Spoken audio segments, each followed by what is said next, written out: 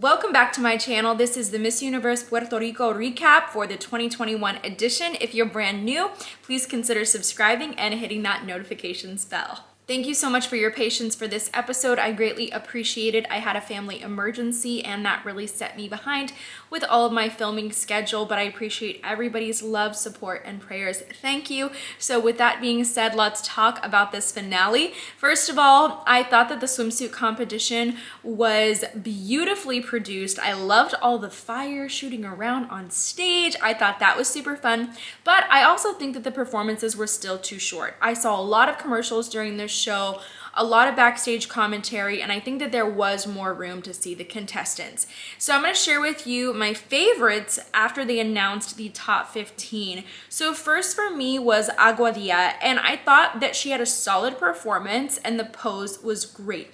I was liking what I saw, but I was still curious what were others going to bring to the stage at this point. I also love Sidra. I just said yes, she is confident and consistent at this point. Dorado, I just have loved her since prelims, so I feel biased about that, and I realize that she reminds me of Miss Tennessee USA 2017, Ali Sutton. Great opening pose. She did everything with ease. Her poses at the end were executed with precision. There was nothing more I could have asked for. This is what I wanted to see for a final performance. I loved her, and right when I saw this, I was just like, okay, you're my queen. That's how I personally felt.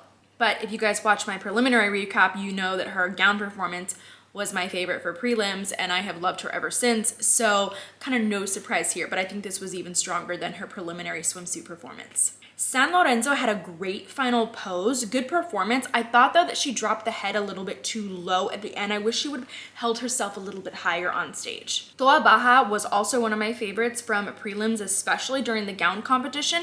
I feel like her finals performance for swim could have been executed a little bit stronger. The routine could have been a little bit cleaner here, but regardless of that, still one of my favorite swimsuits for the finals. Trujillo Alto, I was surprised that Stephanie did not bring a sexier face for finals, because I feel like at this competition the contestants are quite sexy and she had a very different energy, very different vibe, but regardless of that, she still was clean during this and had great poses on her body. Oh my gosh, so fit. She has always been that fit.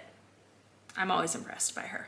Now, after this, they narrowed it down to a top 10 for the evening gown competition. My first fave was Dorado, and I know people made comments that this gown was similar to Zuleika's Miss Universe winning gown, which yes, I agree that it is, and people were upset about that, but at the same time, I don't care. It was remade and she looked gorgeous in it. She rocked it and the performance was great.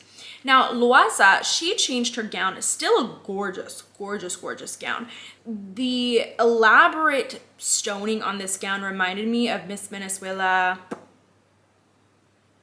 Thalia. I forgot what year she was right now.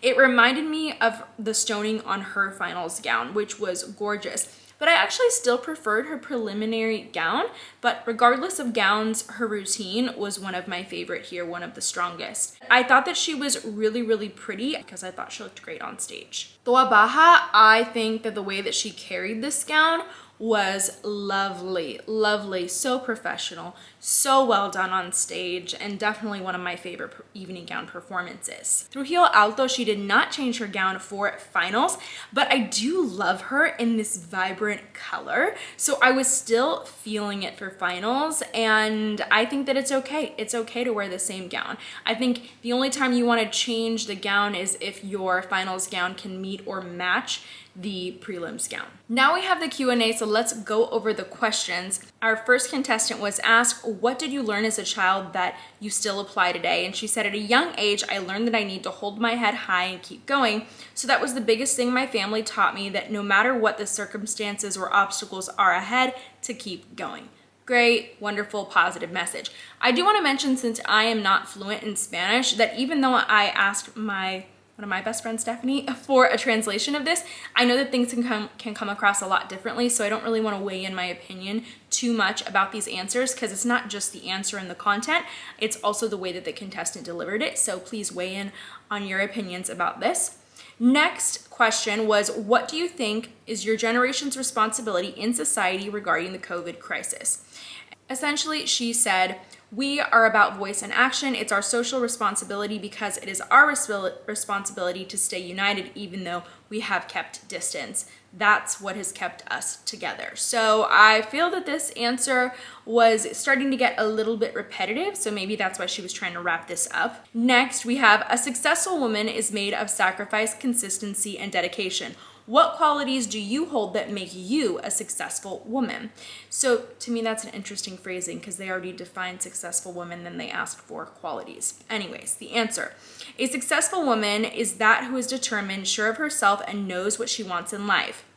And she goes after it without worrying about the circumstances that she's in.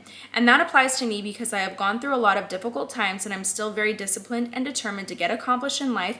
And here I am standing in front of you all today. Next, what is the biggest lesson we need to learn in life?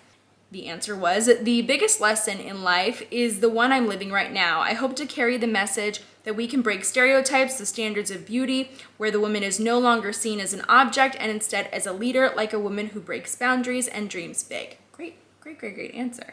A lot of people think that beauty pageants are archaic. As Miss Puerto Rico, what would you say to them? And the answer was, as a woman who knows what is respect and love for culture, I would say that pageants have made me who I am today because I have learned who is Stephanie.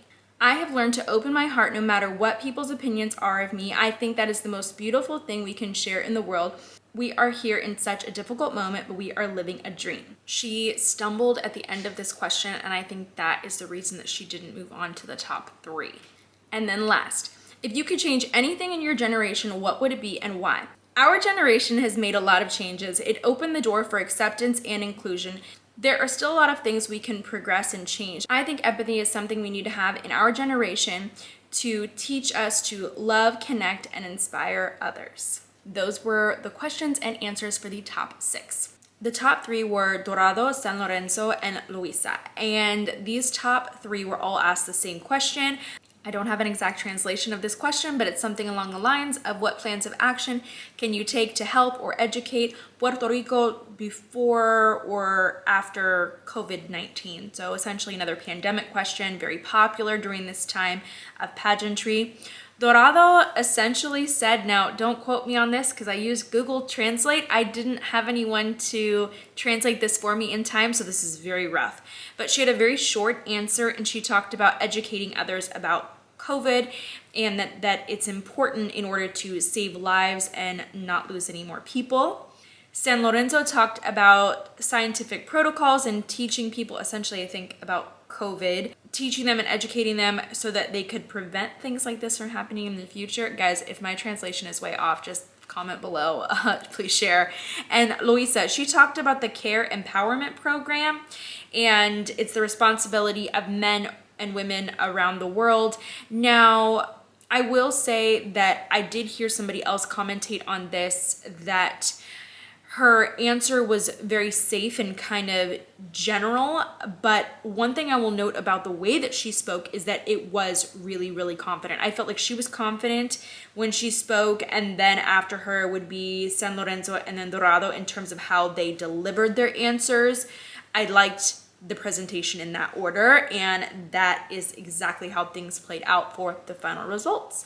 Let me know what you guys thought about this recap. If you want to see the preliminary one, I also have that as well. I appreciate, once again, your patience for this one. If you have any other requests and want to see more episodes, leave that in the comment section below. Thank you for joining me for this episode, and I can't wait to see you for the next one.